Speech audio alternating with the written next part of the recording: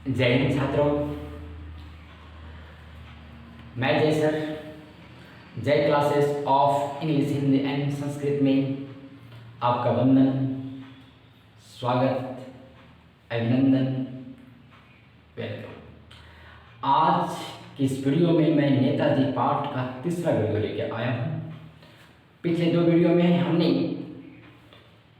पहला वीडियो पूर्ण एक्सप्लेनेशन किया, समरी किया, दूसरी वीडियो में 1 से 6 तक का क्वेश्चन किया और आज की इस वीडियो में हम बाकी के प्रश्न 7 से 11 और साथ साथ कुछ अन्य इम्पोर्टेंट प्रश्नों को हम करने जा रहे हैं। तो फिर इस रचना और अभिव्यक्ति से हैं। जब तक हवलदार साहब ने कैप्टन को साक्षात देखा नहीं था तब तक उनके मार्च पटल पर कौन सा चित्र रहा होगा? अपनी कल्पना से उत्तर दीजिए। हवलदार साहब ने कैप्टन को नहीं देखा था। पानवारी ने बताया कि कैप्टन लगा देता है चश्मा नेताजी की मूर्ति पर। तो जब तक नहीं देखा था तब तक हवलदार साहब के दिमाग में घूम रहा होगा कि वह भी कैप्टन, हकीकत का कैप्टन रहा होगा। और क्योंकि कैप्टन का लगाव नेताजी से है, बार बार उसकी चश्मा को बदलता है, लगाता है, तो वह आज़ाद हिंद फौज का वह सैनिक रहा होगा, उसी का कैप्टन रहा होगा। और जब वह नेताजी के संसर्ग में रहा होगा, उनके सानिध्य में रहा होगा, तो नेताजी का गुण वह निश्चित रूप से अपना लिया होगा। वह निर्भीक होगा, वह हिस्ट पुष्ट होगा, भुजाएं मजबूत, कंधे मजबूत होंगे और नेताजी की तरह आवाज में गर्जना होगी। अब बढ़ते हैं अगले क्वेश्चन में। कस्बों, शहरों, महानगरों, चौराहों पर किसी न किसी, ये 8वां क्वेश्चन है। कस्बों, शहरों, महानगरों के चौराहों पर किसी न किसी क्षेत्र के प्रसिद्ध व्यक्ति की मूर्ति लगाने का प्रचलन शुरू हो गया है। इसमें 3 प्रश्न है। कब? इस तरह की मूर्ति लगाने के क्या उद्देश्य हो सकते हैं? जब इस तरह की मूर्ति लगाई जाती है किसी महापुरुष की, तो वह महापुरुष चाहे राजनीति से हो, चाहे तो लेखन से हों, लेखक कवि हों, उपन्यासकार हों, धार्मिक व्यक्ति हों या कोई भी हों, स्वतंत्रता सेनानी हों, तो उनकी मूर्ति लगाने के पीछे उद्देश्य होता है कि उनके गुणों को अपनाया जाए, उनके गुण हमारी आने वाली पीढ़ियों में भी आए और देश को, अपने समाज को एक नई दिशा दे। ख, आप अपने इलाके के चौराहे पर किस व्यक्ति की मूर्ति स्थापित करना चाहेंगे और क्यों? ये अपनी चॉइस की बात है कि किस व्यक्ति की आप मूर्ति स्थापित करना चाहेंगे। तो मान लीजिए कि मेरा चॉइस है कि मैं महात्मा गांधी की मूर्ति लगाना चाहूँगा। क्यों? महात्मा गांधी के नेतृत्व में देश आज़ाद हुआ। वे लंबी लड़ाई लड़े देश की आज़ादी के लिए और इसके साथ साथ वे एक महान मानवतावादी थे।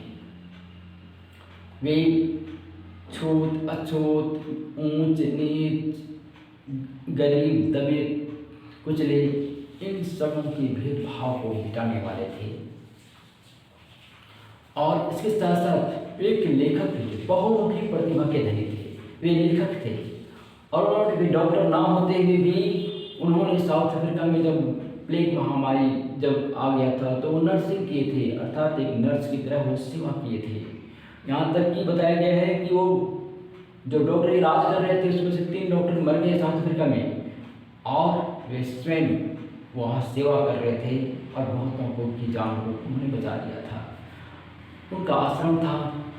तो बहुत तरह की बातें हैं, तो उन्हीं की मैं प्रतिमा पर स्थापित करना चाहूँगा। और हाँ, सिंपल लिविंग की जो थी, अर्थात सादा जीवन, उच्च विचार, वो बिल्कुल कम कपड़े पहन करके साधारण जीवन जी करके उन्होंने ऐसा काम किया जो संसार में एक महामानव के रूप में वो जाने जाने लगे। उस अगला क्वेश्चन है, उस मूर्ति के प्रति आपके एवं दूसरे लोगों के क्या उत्तरदायित्व होने चाहिए? मूर्ति लगा देना ही काफ़ी नहीं होता है, उस मूर्ति के प्रति हमारी जिम्मेदारी बनती है कि हम उसकी देखरेख करें, उसकी साफ सफाई करें, समय समय पर उसका जब जयंती हो माल्यार्पण करें और उनसे जुड़ी घटनाओं को लोगों को बताएं। कभी कभी सभा आयोजित करके तो जुड़ी हुई घटनाओं, जैसे मान लें भारत छोड़ो आंदोलन है या सहयोग आंदोलन है, महात्मा गांधी की मूर्ति लगाते हैं, तो इन सब घटनाओं के बारे में जानकारी दें ताकि लोग उनसे जुड़ी घटनाओं से प्रेरणा ले सकें।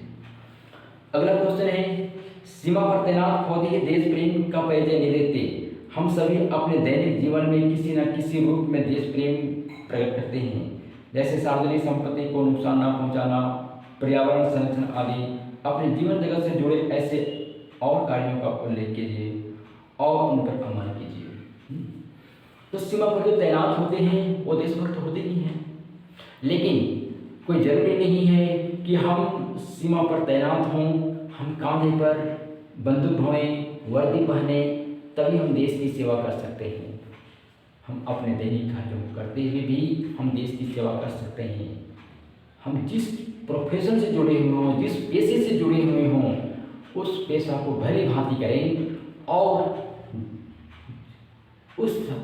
ऐसे कार्य करते हुए भी हम देश प्रेमी हो सकते हैं, देश प्रेम का परिचय दे सकते हैं। सार्वजनिक संपत्ति हो, जंगल की कटाई हो रही हो, उसको रोकें। कहीं मारकाट हत्या हो रही हो, कोई किसी की दबंगई हो रही हो, तो पुलिस को इन्फॉर्मेशन दें, पुलिस को सूचना दें। ये हम देखते हैं कि ट्रेन में बहुत से बल्ब गायब रहते हैं, तो पंखे गायब रहते हैं, ऐसे में जो कोई क्षति पहुंचा रहा हो उसको रोकें। तो इस तरीके से हम देश प्रेम का परिचय दे सकते हैं। उद्योगपति हैं, सेना की बात करते हैं तो उसको वर्दी चाहिए, उसे बंदूक चाहिए, उसे बम चाहिए, उसके जूते चाहिए।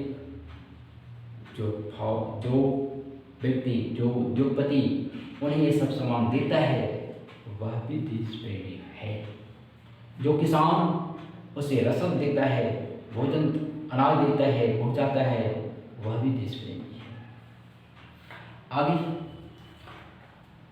निम्नलिखित पंक्तियों में स्थानीय बोली का प्रभाव स्पष्ट दिखाई देता है। आप इन पंक्तियों को मानक हिंदी में लिखिए। मानक भाषा क्या होती है थोड़ा जान लें, तभी हम प्रश्न का उत्तर दे पाएंगे। जब हम हर भाषा में अशुद्धता होती है, जब ग्रामर व्याकरण के नियमों से भाषा को शुद्ध कर दी जाती है तो उसको कहते हैं मानक भाषा।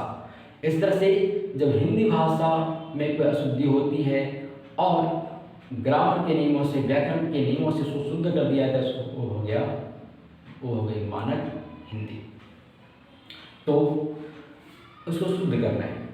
कोई गिरा आ गया समझो, उसको चौड़ी चौखट चाहिए। ये पानवानी की युक्ति है। इसके भाषा से पता चलता है कि पढ़ा लिखा नहीं है। कोई ग्राहक आ गया समझो, कोई ग्राहक आ गया समझो, उसको चौड़ी चौखट चाहिए, उसको चौड़े फ्रेम वाला चश्मा चाहिए। तो कैप्टन किधर से लाएगा? किधर नहीं है, किधर? तो कैप्टन कहाँ से लाएगा? तो उसको मूर्ति वाला दे दिया, सही है। उधर दूसरा बिठा दिया और उधर दूसरा बिठा दिया। अगला और अंतिम क्वेश्चन इस पाठ्य पुस्तक से, भाई खूब क्या आइडिया है? इस वाक्य को ध्यान में रखते हुए बताइए कि एक भाषा में दूसरी भाषा के शब्दों के आने से क्या लाभ होते हैं। भाई खूब क्या आइडिया है? खूब यह उर्दू शब्द है, आइडिया अंग्रेजी शब्द है। लेखक अपने विचारों को या वक्ता अपने विचारों को चाहता है कि ऐसे व्यक्त करे, ऐसे शब्दों का चयन करे जो कि उसके विचार ज़्यादा से ज़्यादा अच्छे तरीके से अभिव्यक्त हो। तो ऐसे में जो लेखक होते हैं, वक्ता होते हैं, वो दूसरी भाषाओं को उधार लेने से परहेज नहीं करते। यहाँ स्वयं प्रकाश लेखक ने उर्दू भाषा से खूब लिया है। यहाँ जो उर्दू भाषा का जो शब्द है, इसके लिए हिंदी शब्द है सुंदर, अद्भुत, और ऐसे शब्द का प्रयोग यहाँ कर देता है लेखक। तो जो बोलना चाहता है, जो आकर्षण लाना चाहता है खूब कह करके, वह आकर्षण इन शब्दों से नहीं होता है। आइडिया का मतलब होता है विचार, और वह आइडिया शब्द लेकर के शब्द में, भाषा में वह चमत्कार ला देता है। तो इस तरीके से हम क्या पाते हैं, भाषा में सौंदर्य आ जाता है, भाषा प्रवाहमय हो जाती है, और लेखक या वक्ता अपने विचारों को, भावनाओं को बड़े ही सटीक अंदाज में अभिव्यक्त कर पाता है। यही लाभ होता है एक भाषा का दूसरी भाषा से भी मिक्स होने का। जैसा कि मैंने बताया, हाँ, तो इस तरह से सारे प्रश्न का उत्तर समाप्त हो जाता है हम। लेकिन मैंने बताया था कि कुछ अन्य प्रश्न हैं जो परीक्षा के लिए बहुत ही उपयोगी हैं, और सभी के सभी प्रश्न किसी न किसी वर्ष पूछे जा चुके हैं। तो हमने कुछ करीब 7 प्रश्नों का चयन किया है। जरा देखिए, पहला क्वेश्चन, आपके विचार से पान वाला और कैप्टन में से असली लंगड़ा कौन है? तो जानते हैं, पान वाला बताया कि वह लंगड़ा, पान क्या जाएगा फल में। तो जो कैप्टन था वह लंगड़ा था। असली लंगड़ा कौन है? तो असली लंगड़ा उत्तर होगा कि असली लंगड़ा पान वाला ही है। भले ही वह फिजिकली, वह शारीरिक रूप से तंदुरुस्त है, मोटा है, ताजा है, तोंद निकली हुई है, लेकिन वह मानसिक रूप से कंगाल है। वह देशभक्तों को सभा देने की बात तो दूर, वह जो उसे सभा देता है उसका भी वह मजाक उड़ाता है। तो जिस व्यक्ति ने देश को आज़ादी दिलाया या आज़ादी दिलाने में सहयोग किया, जो महत्वपूर्ण योगदान दिया, ऐसे व्यक्ति के प्रति आदर नहीं है, तो वह मानसिक रूप से सचमुच में वह कंगाल व्यक्ति है, विकलांग व्यक्ति है। और ठीक इसके विपरीत कैप्टन, वह शारीरिक रूप से दुबला पतला है, कृषकाय है, मरियल सा है, लेकिन वह मानसिक रूप से दृढ़ व्यक्ति है। वह नेताजी की मूर्ति को देखता है तो उसे कमी महसूस होती है, और अपनी छोटी सी दुकान में से चश्मा वह लगाता है। वह महापुरुषों के प्रति, स्वतंत्रता सेनानियों के प्रति वह श्रद्धा रखता है। आगे देखते हैं, हावलदार साहब के चरित्र की कोई 2 विशेषताएं बताएं। हावलदार साहब की 2 विशेषताएं। हावलदार साहब संवेदनशील व्यक्ति थे। वे जब देखते हैं कि नेताजी की मूर्ति में चश्मा नहीं है तो उन्हें दुख होता है। जब उन्हें पता चलता है कि कैप्टन की मृत्यु हो जाती है तो बहुत ही आहत हो जाते हैं, और यहाँ तक कि नेताजी की मूर्ति की तरफ देखने का भी वो साहस नहीं करते हैं। तो वे संवेदनशील व्यक्ति थे। दूसरी विशेषता है कि वे देशभक्त थे। नेताजी की मूर्ति को बार बार वो निहारते थे, और अलग अलग चश्मे में देख करके वो अंदर से खुश होते थे। और जब पान वाला कैप्टन को लंगड़ा कहता है, पागल कहता है, तो वो बहुत ही आहत होते हैं। वे सोचते हैं क्या होगा उस देश का, क्या होगा उस मुल्क का, जिसने अपनी जवानी, जिंदगी, घर गृहस्थी सब कुछ होम कर दिया। उसके प्रति लोग श्रद्धा नहीं रखते, और स्वयं को बिकने के लिए वे मौके तलाशते हैं। तो वे देशभक्त व्यक्ति थे। कैप्टन कौन था, उसे कौन सी बात आहत करती थी, अथवा कैप्टन का रेखाचित्र प्रस्तुत करें। तो कैप्टन का रेखाचित्र प्रस्तुत, हम लोग पिछली वीडियो में पान वाले का रेखाचित्र किया था। कैप्टन का रेखाचित्र, कैप्टन वृद्ध व्यक्ति था, कमज़ोर था, कृषकाय था, मरियल सा व्यक्ति था।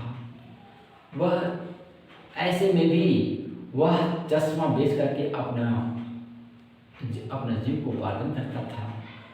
गांधी टोपी वह लगाया होता था, एक हाथ में संदूक रहता था, एक हाथ में बांस का वह खंभा जिसमें वह चश्मा लगाए हुए था बेचने के लिए। लेकिन उसके अंदर देशभक्ति की भावना कूट कूट करके भरी हुई थी। अब इस प्रश्न पर आते हैं कि कैप्टन कौन था, ततलिया कौन सी बात आहत करते थे। नेताजी की मूर्ति में चश्मा नहीं था, अर्थात चश्मा विहीन मूर्ति को देख करके वह दुखी होते थे, वही बात उसको आहत करती थी। उन्हें लगता था कि नेताजी बगैर चश्मे के हैं, अर्थात उन्हें सही सलामत दिखता नहीं होगा, देखने में असुविधा होती होगी, या चश्मे के बिना जो उनकी खूबसूरती खिलनी चाहिए, बाहर निकलनी चाहिए, वह खूबसूरती बाहर नहीं आती है।